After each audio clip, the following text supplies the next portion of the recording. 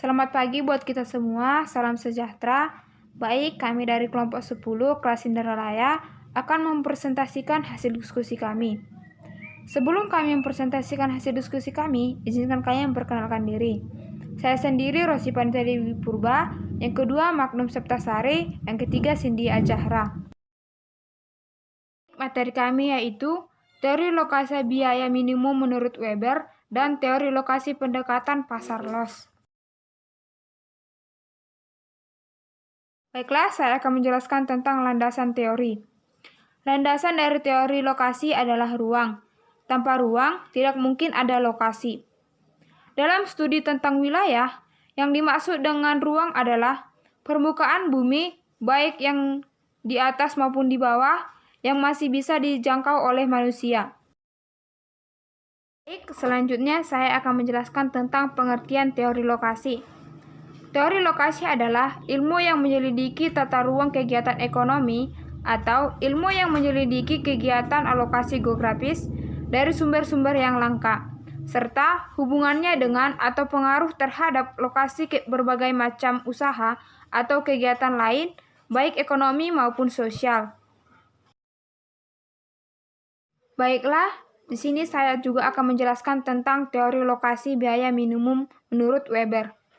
Alfred Weber, seorang ahli ekonomi dari Jerman, berdasarkan teorinya bahwa pemilihan lokasi didasarkan atas prinsip minimasi biaya.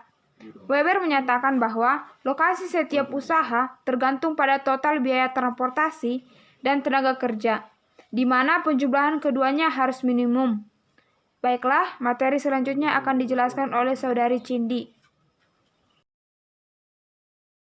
Baiklah, saya Cindy Azahra akan melanjutkan penjelasan selanjutnya, yaitu terkait teori lokasi biaya minimum Weber. Jadi Weber ini merupakan seorang ahli ekonomi Jerman yang menyatakan bahwa lokasi setiap usaha tergantung pada total biaya transportasi dan tenaga kerja, di mana penjumlahan keduanya itu harus minimum.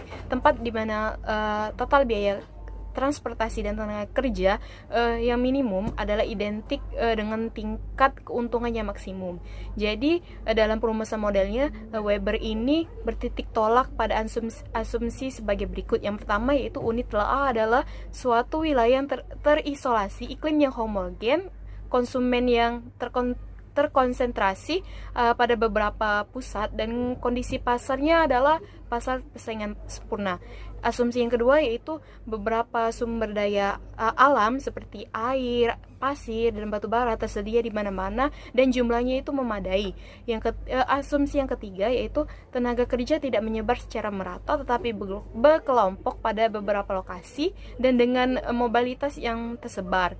Berdasarkan asumsi tersebut, ada 3 faktor yang mempengaruhi lokasi usaha.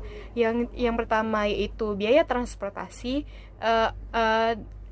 upah tenaga kerja, dan dampak aglomerasi atau deglomerasi. Biaya transportasi dan biaya upah tenaga kerja merupakan faktor umum yang secara fundamental menentukan pola lokasi dalam kerangka geografis. Kekuatan aglomerasi dan deglomerasi merupakan kekuatan lokal yang berpengaruh menciptakan konsentrasi atau pemancaran berbagai kegiatan dalam ruang, menurut Tarigan 2005. Biaya transportasi bertambah secara proporsional dengan jarak. Biaya transportasi itu dipengaruhi oleh berat lokasional. Nah, berat lokasional ini adalah berat total semua barang berupa input yang harus diangkut ke tempat produksi untuk menghasilkan satu satuan output ditambah berat output yang akan dibawa ke pasar. Jadi berat total itu terdiri dari satu satuan produk akhir ditambah semua berat input yang harus ke lokasi pabrik seperti bahan mentah, bahan setengah jadi, bahan penolong, dan lain-lainnya yang diperlukan untuk menghasilkan satu satuan output. Lokasi biaya transportasi termurah adalah pada pertemuan di berbagai arah tersebut. Selanjutnya yaitu teori lokasi pendekatan pasar loss. August Locke menyatakan bahwa lokasi penjual sangat berpengaruh terhadap jumlah konsumen. Jadi Weber ini memberi contoh tiga arah dalam segitiga lokasi atau locational triangle, seperti yang pada gambar berikut, di mana T itu diartikan dengan lokasi optimum, M1 dan M2 itu sumber bahan baku, P itu diartikan dengan pasar, X, Y, Z itu merupakan bobot input dan output, ABC itu jarak lokasi input dan output. Gambar di atas ini dimisalkan dengan adanya dua sumber bahan baku yang lokasinya berbeda, yaitu pasar berbeda pada arah yang lain. Dengan demikian terdapat tiga arah lokasi, sehingga ongkos angkut termurah adalah pada penemuan dari tiga arah tersebut.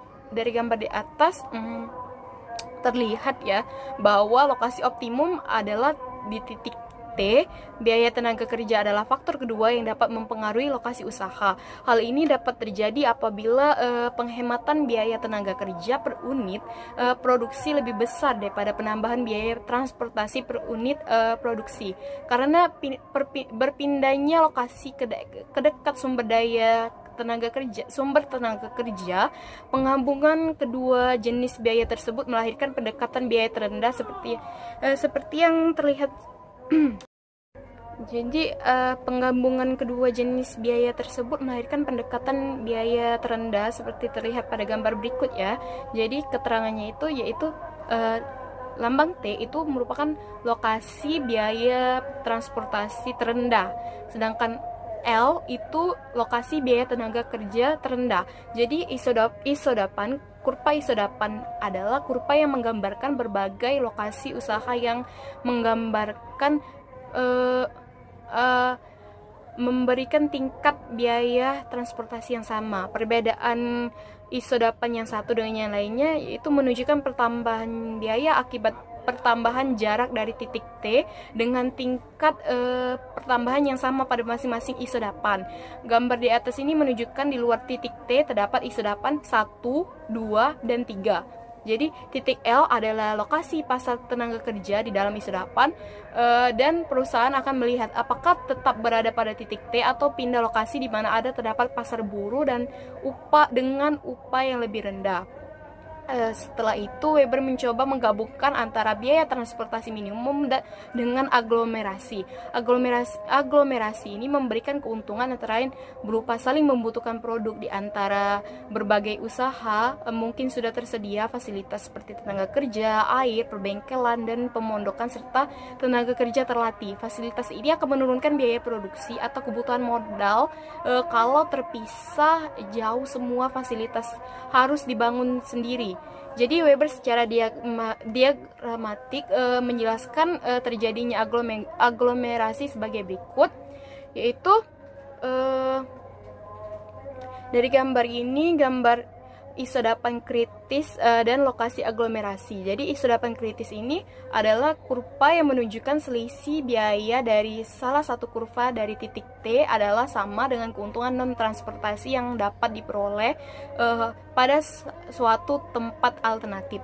Diagram ini digambarkan ada 3 usaha ya, yang masing-masing memiliki lokasi biaya transportasi minimum pada titik masing-masing usaha, memiliki isodapan kritis yang saling berpotongan pada lokasi A. Jadi aglomerasi akan terjadi pada titik A karena lokasi itu lebih efisien dibandingkan dengan titik T masing-masing. Akan tetapi apabila isodapan kritis dari masing-masing usaha berpotongan, maka aglomerasi tidak akan terjadi.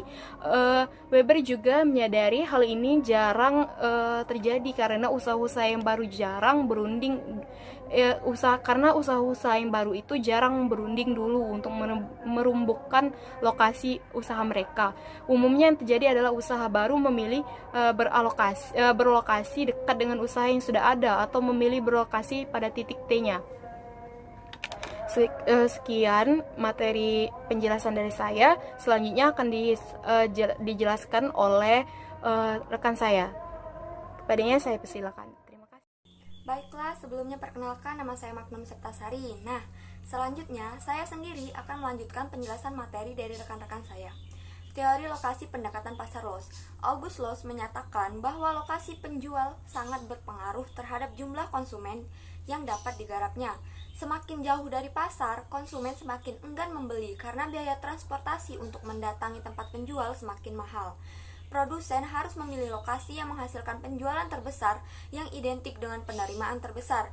Dengan demikian, lokasi produksi harus berada di pinggir kota atau bahkan di luar kota, tetapi dengan membuka kantor pemasaran di dalam kota. Artinya, usaha itu walaupun berada di luar kota tetap merupakan bagian dari kegiatan kota. Dalam arti kata, memanfaatkan range atau wilayah pengaruh dari kota tersebut.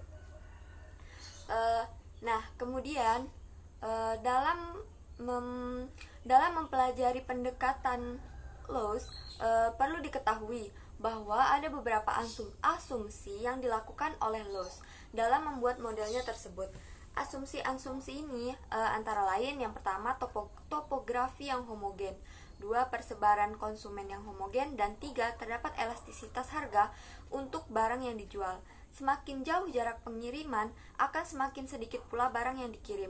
Hal ini terjadi karena terdapat peningkatan harga seiring dengan jarak transportasi. Walaupun barang yang dikirim bersifat elastis, tetap saja akan ada titik di mana harga barang tersebut terlalu mahal untuk dibeli atau dikonsumsi.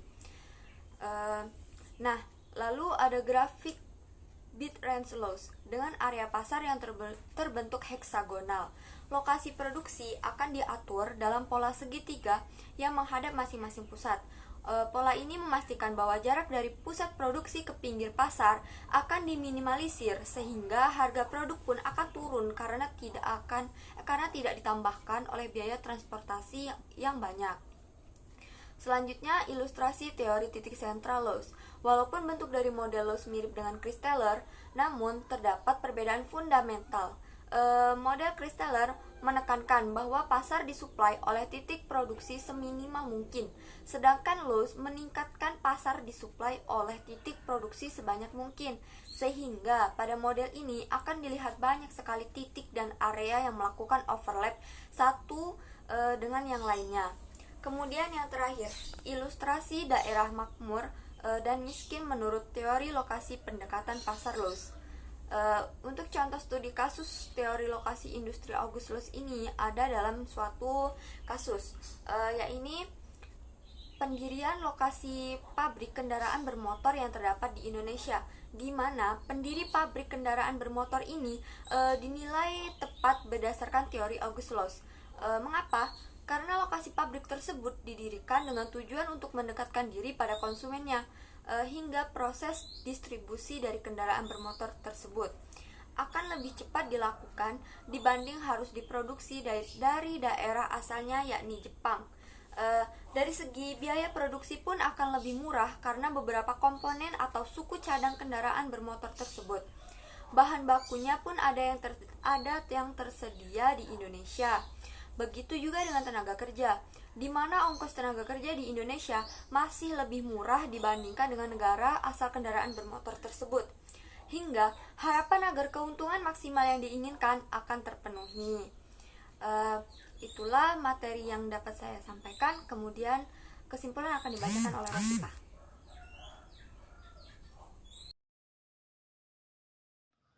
Baik, dari materi yang sudah dijelaskan dapat disimpulkan bahwa teori lokasi adalah suatu teori yang dikembangkan untuk melihat atau memperhitungkan pola lokasional, kegiatan ekonomi, termasuk industri, dengan cara yang konsisten dan logis, dan untuk memperhitungkan bagaimana daerah-daerah ekonomi itu saling berhubungan dan saling menguntungkan. Baik, sekian presentasi kami pada hari ini. Kami ucapkan terima kasih.